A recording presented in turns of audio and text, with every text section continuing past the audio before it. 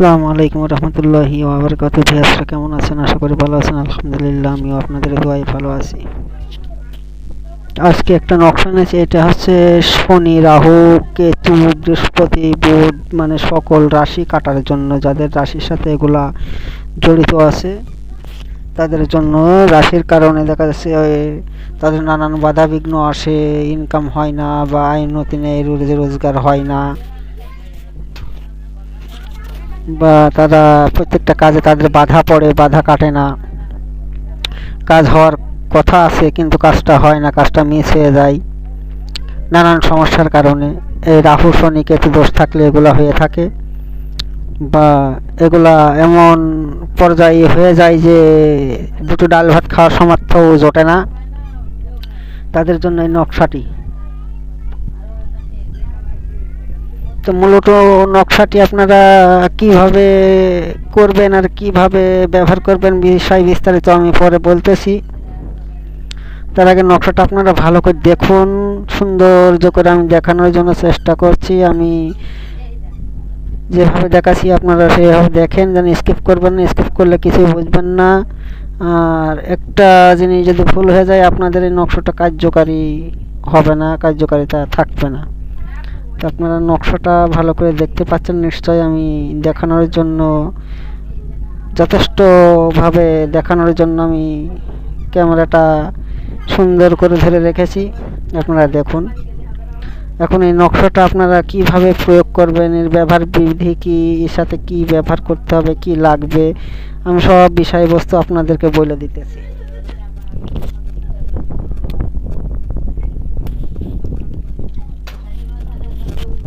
এই নকশাটি আপনি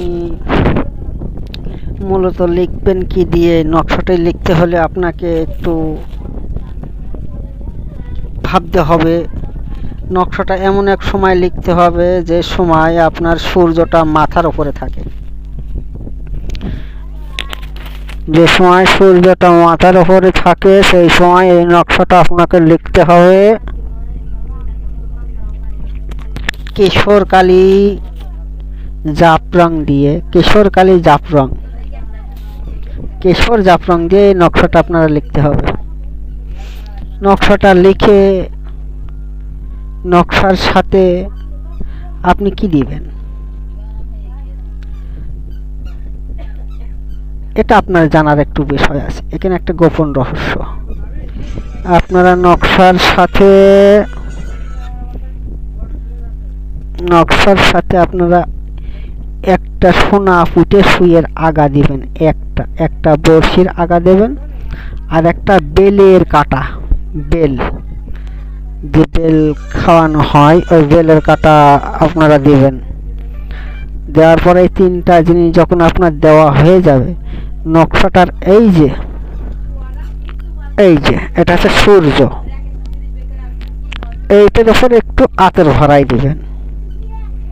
এইখানে একটু আতর ভরাই দিয়ে আপনারা সুন্দর করে ফোল্ড করে মাদুলি করে, আপনারা মহিলা হলে ডাইন হাতে বা হাতে, আর পুরুষ হলে বাম হাতে ব্যবহার করবেন। আর এই যে নামের জায়গায় এখানে আপনার নাম, মায়ের নাম, বাবার নাম লিখতে হবে। মায়ের নাম, বাবার নাম, আপনার নাম লিখতে হবে। আরও ভালো হয় যে দা, যেখানে দেওয়া রয়েছে যে উপরে দা, এই যে রয়েছে দি, মানে এখানে দাদার নাম দিবেন, দাদির নাম দিবেন, আপনার নাম দিবেন, আপনার বাবার নাম দিবেন, আপনার মায়ের নাম দিবেন। তাহলে সব থেকে বেস্ট হবে, বা এই নকশাটাই খুব দ্রুত কাজ করবে বা খুব পাওয়ারফুল হবে যদি আপনি এই নামগুলো দেন। তার কারণ দাদা দাদি বিহীন তো আর আপনার বাবা আসেনি, আপনিও আসেননি।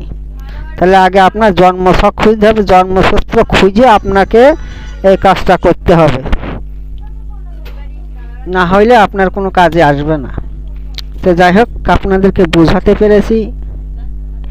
আর যদি কিছু জানতে আপনাদের ইচ্ছা হয় বা জানার কোনো প্রয়োজন থাকে, কবিরাজি শেখার বিদ্যা শেখার প্রয়োজন থাকে, সরাসরি আমার সাথে যোগাযোগ করবেন।